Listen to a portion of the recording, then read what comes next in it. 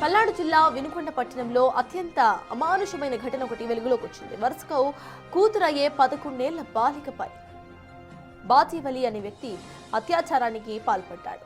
పట్టణంలోని మసీదమన్యం ప్రాంతానికి చెందిన శివకుమారి అనే మహిళకు 4 ఆడపిల్లలు ఉండగా ఆమె తన పెద్ద అల్లుడి సోదరుడైన బాజీవలితో గత కొంతకాలంగా సహజీవనం చేస్తోంది.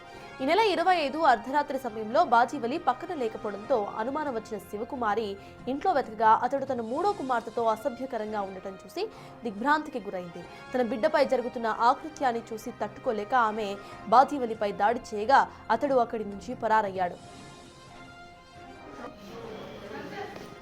అసలు విషయం తెలుసుకోకుండా బాజీవలి కుటుంబ సభ్యులు శివకుమారి ఇంటిపై దాడికి తెగబడడంతో ఉద్రిక్తత నెలకొంది. సమాచారం అందుకున్న వినుకొండ పట్టణ పోలీసులు వెంటనే కూడా ఘటనా స్థలానికి చేరుకుని బాధితులను విచారించారు. బాలికను వైద్య పరీక్షల నిమిత్తం హాస్పిటల్కి తరలించడమే కాకుండా క్లూస్ టీం ద్వారా కీలక ఆధారాలను సేకరించారు. తల్లి శివకుమారి ఇచ్చిన ఫిర్యాదు మేరకు నిందితుడు బాజీవలిపై పోక్సో చట్టం కింద కేసు నమోదు చేసి పోలీసులు దర్యాప్తును ముమ్మరం చేశారు.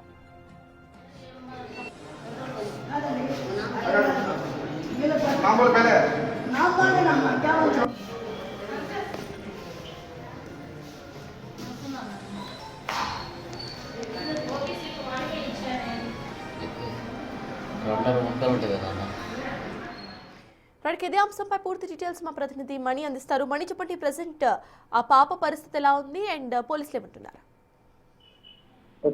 పల్నాడు జిల్లా వినుకొండ పట్టణంలో దారుణ ఘటన చోటు చేసుకుంది. వరుసకు కూతురు అయ్యేటువంటి 11 ఏళ్ల బాలిక మీద బాజీవలి అనే వ్యక్తి అత్యాచారానికి పాల్పడిన ఘటన స్థానికంగా కలకలం రేపింది. ఘటనకు సంబంధించి వివరాల్లోకి వెళ్తే పల్నాడు జిల్లా వినుకొండ పట్టణంలో మసీదు మన్యం కాలనీలో శివకుమార్ అనే మహిళ 4 కుమార్తెలు ఉన్నారు. ఆమె పెద్ద కుమార్తెకు స్థానికంగా ఆ కాలనీలో ఉన్నటువంటి ఒక వ్యక్తికి ఇచ్చి వివాహం చేశారు. అయితే ఎవరైతే పెద్దలకి సంబంధించిన అతని సోదరుడు బాజీవలితో శివకుమారి గత కొన్నేళ్ళుగా సాధించడంతో అది సహజీవనానికి దాటడంతో వీళ్ళిద్దరు కూడా కలిసే ఉంటున్నారు. అయితే ఈ నెల 25 అర్ధరాత్రి 11:30 ఆ సమయంలో బాజీవలి తన పక్కన లేకపోవడం గమనించినటువంటి శివకుమారి ఇంట్లో అంతా కూడా వెతికి చూసింది. అయితే తన 3వ కుమార్తె బాలికతో అసభ్యంగా ప్రవర్తించడం చూసి తట్టుకోలేక బాజీవలి మీద దాడి చేసింది. అయితే ఆ ఘర్షణలో బాజీవలి అక్కడి నుంచి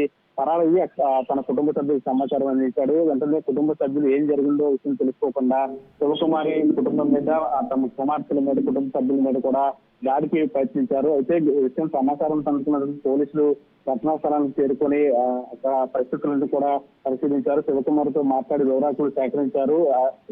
ఈ అత్యాచార చేసిన ఘటన నేపథ్యంలోనే బాజీవలితో తన ఘర్షణ పడినట్టు జరిగిన విషయంతో కూడా పోలీసులకు ఫిర్యాదు చేయడం, పోలీసులు బాజీవలి మీద పోక్సో కేసు నమోదు చేశారు. మరోవైపు బాలికను స్థానికంగా వైద్యశాలకు పంపించి దానికి సంబంధించిన ఫిర్యాదు మేరకు పరీక్షలు కూడా చేస్తూ ఉన్నారు. ఫోరెన్సిక్స్ సంబంధించినటువంటి అక్కడ దానికి సంబంధించిన ఆధారాలు కూడా పోలీసులు సేకరించే పనిలో ఉన్నారు. ఏదేమైనప్పటికీ కూడా అంటే వరుసకు కూతురు అయ్యే సహజంగా చేస్తున్న మహిళకు సంబంధించిన కూతురుని వరుసకు కూతురు అవుతుంది కాబట్టి ఆమెతో బాలిక పట్ల అపర్యాప్తంగా ప్రవర్తించడం, మరోవైపు ఘర్షణకు పాల్పడటం, ఆమెకు దాడి చేయడం లాంటి ఘటన అయితే ఇప్పుడు స్థానికంగా కలకలం చేసిందని చెప్పాలి. Thank you Manikumar.